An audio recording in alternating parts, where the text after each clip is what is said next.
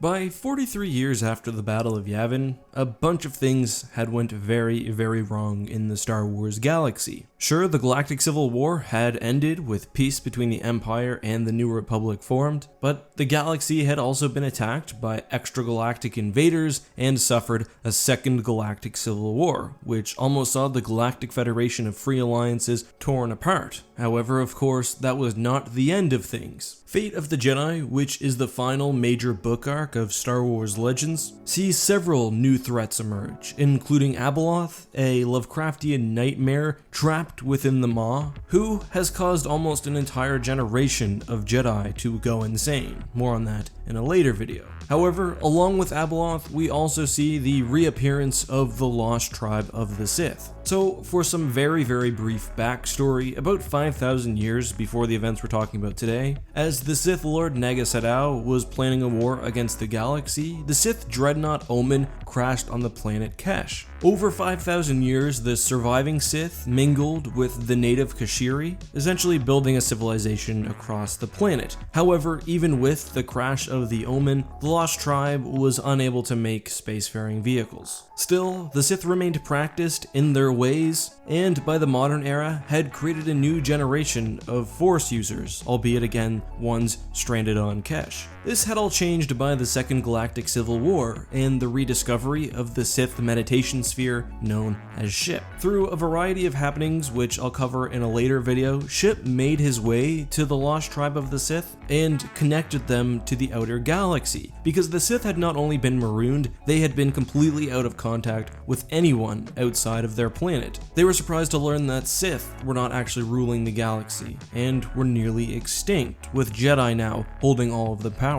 Ship gave the Sith a way off-world, and the Lost Tribe slowly began capturing freighters and small capital ships, building up a ragtag fleet. Now, that's the basic backstory. Anyway, the Lost Tribe of the Sith launched an attack against Luke Skywalker. All were eventually killed besides Vistara Kai. Eventually, Kai, Skywalker, and the Sith discover that they have a common enemy, the dark being known as Abeloth. Abeloth's true nature was unknown to both parties, although they had guessed that she was extremely old and very, very powerful. I promise now we're getting closer to the point of today's video. Anyway, a formal truce is made between the Sith and the Jedi, and they decide to travel to Sinkhole Station, which is actually within the Maw itself. Although a single ship, like the Jade Shadow, could travel to that location with the entire fleet, Luke decides that they need a specialized vessel with many state-of-the-art tractor beams, so he calls Lando, who tells them to meet at Clatooinian. Clatooinian is unsurprisingly home to the Clatooinians. Now, what's interesting about this species is they had lived as quasi-slaves to the HUTTS for almost 25,000 years. They were one of the oldest continuous civilizations in the galaxy,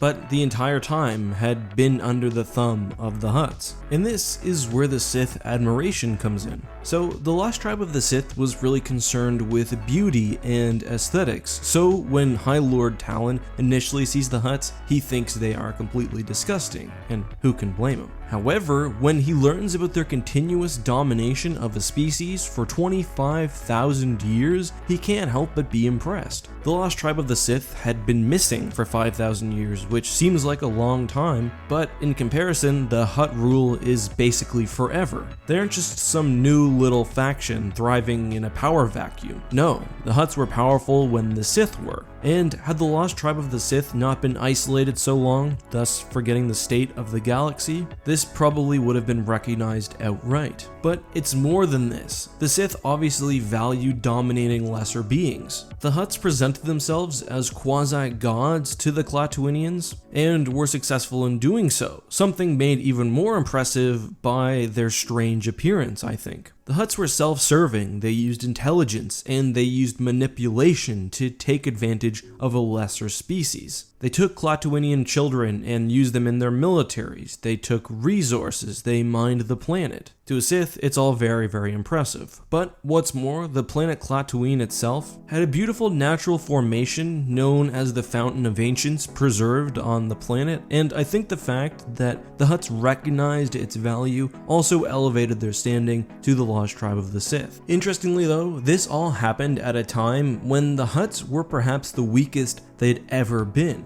The species' outer rim holdings were pretty badly mangled during the Yuuzhan Vong War, where they suffered from some double crosses, and had many of their world's Vong formed. They had also not been treated kindly by the Second Galactic Civil War, where their fleets had been pawns of the Confederacy and the Galactic Federation. Clatooine was still technically under Hutt control, but only so because the Clatooinians were very loyal and did not want to rise up against a contract that they had willingly signed, even if it was 25,000 years ago. The last thing I want to mention is there actually was a fallen Hutt Jedi named Beldorion. He of course stars in Planet of Twilight, which in my opinion is one of the weirdest Star Wars Legends books of all time. Anyway guys, that is all for today. I hope all of you have a wonderful weekend, and as always, may the Force be with you.